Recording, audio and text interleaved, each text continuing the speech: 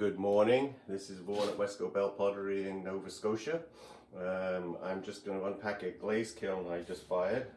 And this was one that I actually did to try and achieve some Randy's red pieces in a firing with other glazes to see how they reacted to the same firing schedule. So I will show you these as I get them out. I did fire on stilts. I'm a little worried about Randy's red because of the amount it runs, but I glazed these ones to try and glaze heavier on the top and lighter on the bottom, which is interesting because I don't think that worked the way I thought it was going to, but it's nice. So here you go. Let's put the light on here.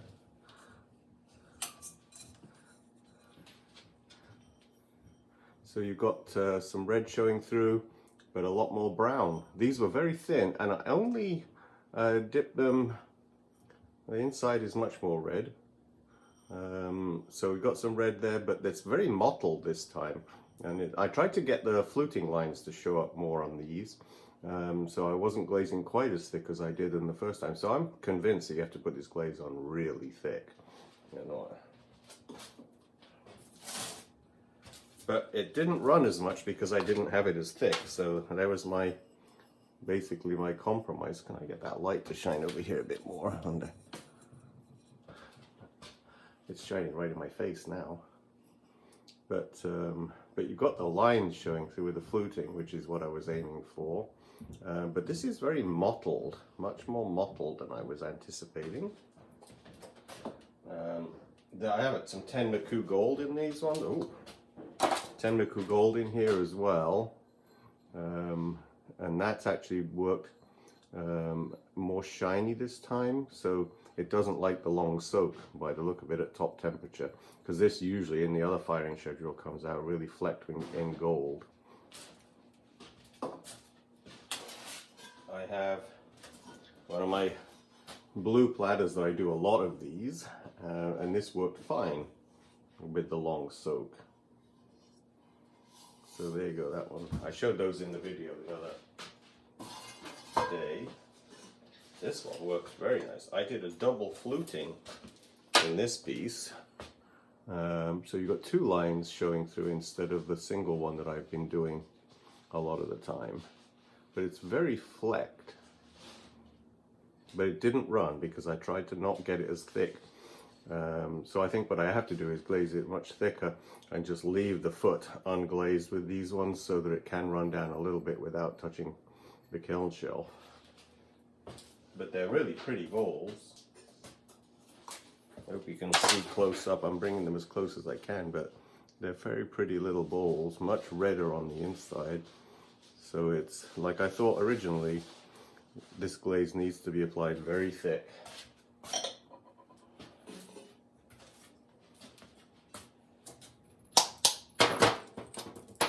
The stilts you just tap to knock them off. But look at that, it's very mottled, isn't that nice? That's different from all the other ways I've been noticing it works. So it's got a lot of, let's see if I can get that in there, here you go. It's got a lot of different ways that it looks. I haven't seen it go that bluey color that I've heard on another channel that they say it can go. So I haven't seen that yet, but they say I think that's when it's really thin. Stilts are coming off really well because I glazed perfectly to stop the run that you've seen in the previous video where it runs down a lot. So this is obviously a thinner application, but shows the fluting and the texture more. They look nice stacked on top of each other. And the Tenmuku gold, in my other firing schedule, I've previously shown that. This firing schedule, the gold flecks are just not showing up. It's a sort of amber color that's a little bit more transparent. On the inside, there's a little flecking, but basically you don't see this. That other firing schedule is much better for Tenmuku gold.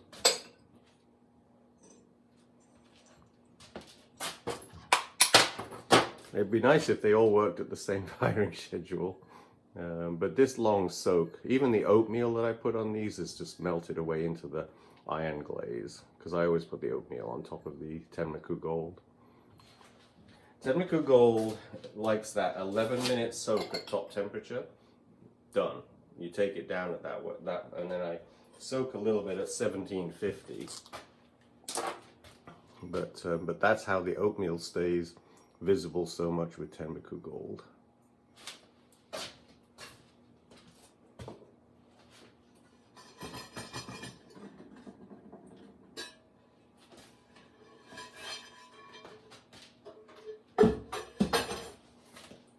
Okay, so then what do we have? This, wow. I don't remember. I think this is my Harris Tenmuku is my guess.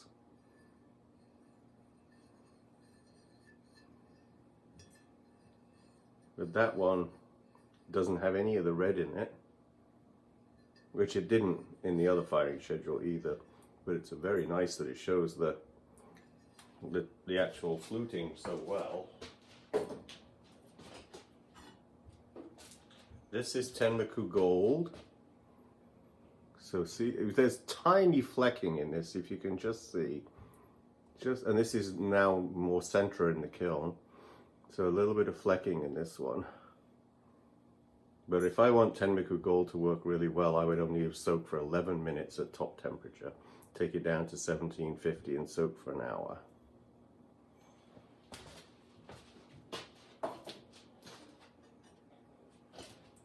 Oh, this one's got more flecks in it.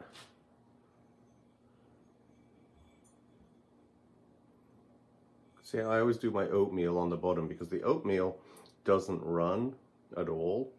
It's a semi-matte glaze, so it has less viscosity.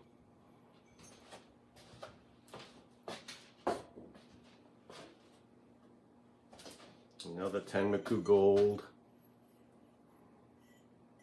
Some flecking, but nothing like it normally does. But it's very pretty still. It's got a real deep, shiny gloss to this one.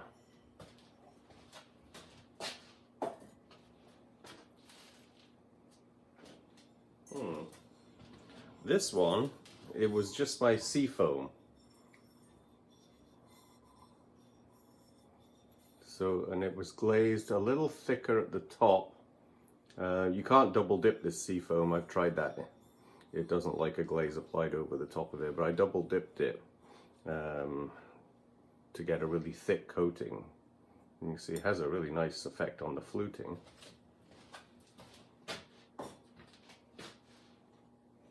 These glazes, you can find Seafoam on the internet. Just go on Pinterest and type in Seafoam, it comes up. And then there's Val's turquoise too, it comes up. Tenmuku with oatmeal. Oh, this one ran. And it came right off the kiln shelf so I can grind it.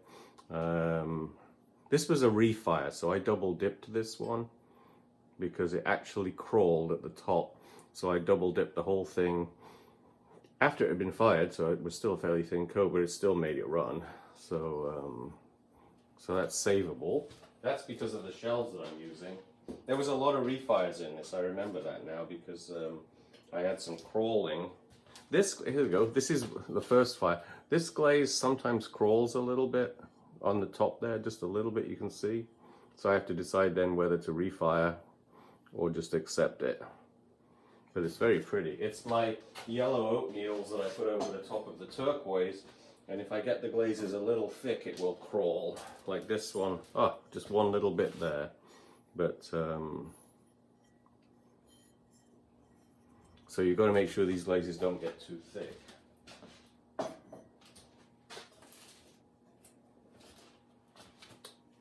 And this one didn't crawl at all.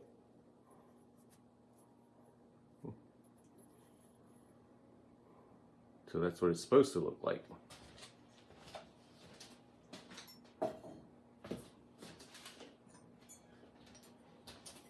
This one didn't crawl at all either. This is on the speckle clay. The other two, or the other ones I just showed you, are on B-mix. The speckle always has a nice quality to it. that's Speckle Clay 455. This one did crawl. There you go. So when I reglaze this one, I'm just not going to glaze the whole thing.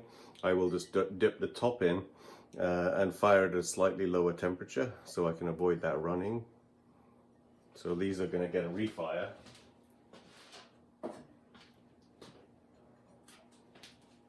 And I didn't fire on these on stilts. That one's pretty good.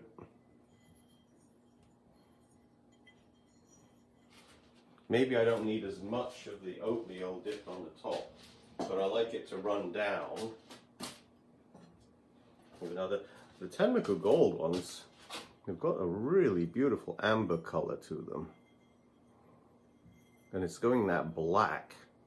I'm looking for a black that I can probably get in reduction in my gas kiln in the summer, but I want a black Tenmuku that breaks to brown, and this one breaks to gold. So that's interesting. So on thick it goes black. So I'm going to try playing with this one to make it as thick as possible on a piece and then see where it breaks. And this one didn't crawl. This is blue, green, copper, red. You can find that on the internet. Just go on Pinterest for glaze recipes or go to Cone 6. I think it's just called Cone 6.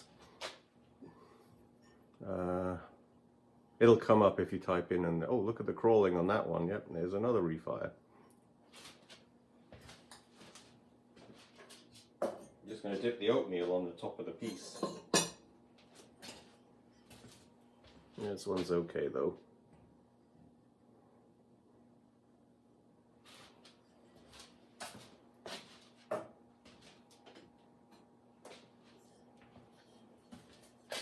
And this one's okay too. I glaze these fairly thick. As you can see, that oatmeal is definitely thick. So next time I'll glaze these thinner.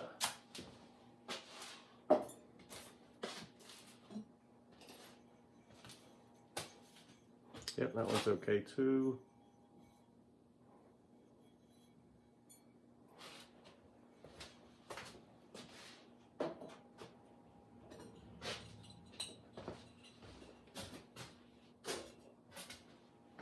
Alright, let's see, what did I have on the bottom of this kiln?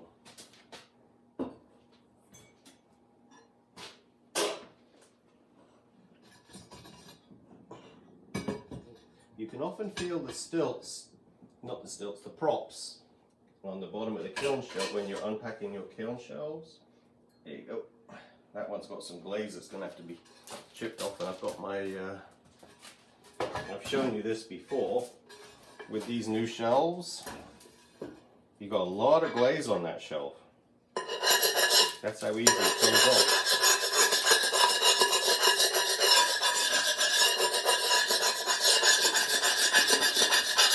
I used to spend a long time with a hammer and a chisel on the corduroy shelves. So you save all the pots here. You might have to sand the bottoms of the ones a little bit. But they're done. And then you can rub your hands on, you're not cutting yourself. I used to cut myself on shelves all the time. So those shelves are expensive. We got some goodies. For those among us who like a pint of beer, look at the red on that one. This is the bottom of the kiln too, so that's interesting. So, but these are thicker and heavier pieces, and I think that when I glaze them, I double dip the top of these, and so you can tell because it's brown. Let me show you something in the light. You can see the line about here going down, where I only have a single layer of Randy's red, and then on the top I got the double layer. So there's the proof. Then it works. Double dipping, you got to get it thick. But if you have it thick, and that's my pondering of dilemma, is that I like the black to show through at the edges where you've got fluting, which it does much more so on the actual where it's a little thinner. But the red is just so beautiful. somebody called it orange the other day, and I really feel like that's red. But, what do we have with Tenmuku Gold? Oh no, this is, which one would I have done this one with? I've got so many browns now. I also have waxing brown out of Cone 6, Understanding Cone 6 glazes, which I don't use very often. So I'm pretty sure that this is the Harris Tenmuku, which is also working really nicely, but it doesn't go the red. There you go. But nice beer tankers. This is all beer tankards, so maybe I don't need to show you all of them. I'll do this quick. I could speed this section up in the video. There you go. But I've got to make sure this, look at that. If this is Harris Tenmuku, I got to make sure I know how to do that again, because that's really nice with the fluting. And then I did the oatmeal, and I always add, and it always disappears, but I add my dark blue and my oatmeal to the top. And the blue just makes it go, the brown glaze kind of go a bit more shiny and transparent. But that's a beautiful fluting sample.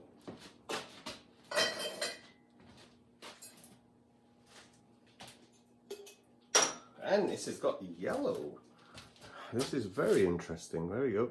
That has got a yellow in the brown. I don't think that's waxing brown. I think I did Harris Tenmuku there.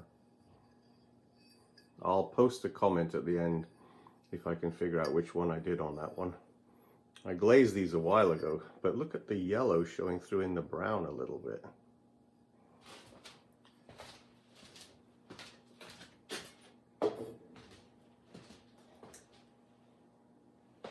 There's another one of the Tenmuku golds. We got a little gold showing up on that one there.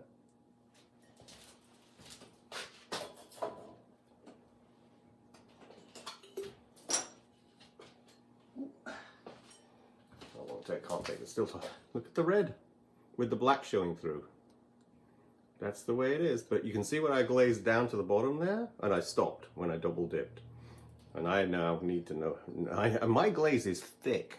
I mean, it is, this Randy's red glaze, but I throw thin, so I saturate my pieces really quickly when I glaze, because the wall is so thin.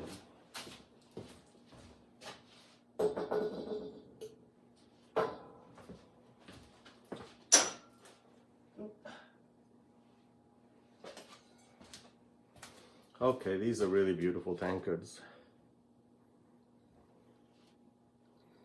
The red is just great. I love this glaze, and I'm glad I figured it out. It will be interesting because browns don't sell very well. As potters, I mentioned before how much I love browns. I mean, look at the color variation there. And if you know, guys love tankards. So I feel like they need to be kind of earthy a little bit, you know, puppy dog tails and all that stuff.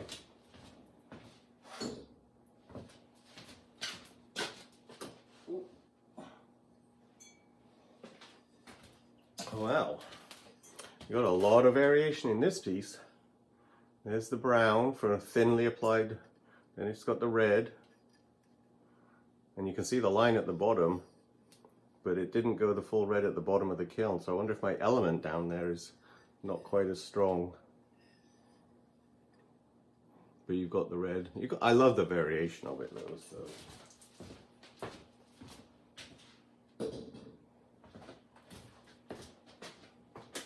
And the last one. Oh, the red is perfect. So that's the schedule, you know, from 2000 to 2232, you go 108 degrees an hour, and then you soak for 1 hour at 2232, and then you let it drop fast as possible down to 1750 and soak for another hour. And that's, you know, that's how to get the red. All right, so another kiln unloading. If you saw anything you like, just let me know.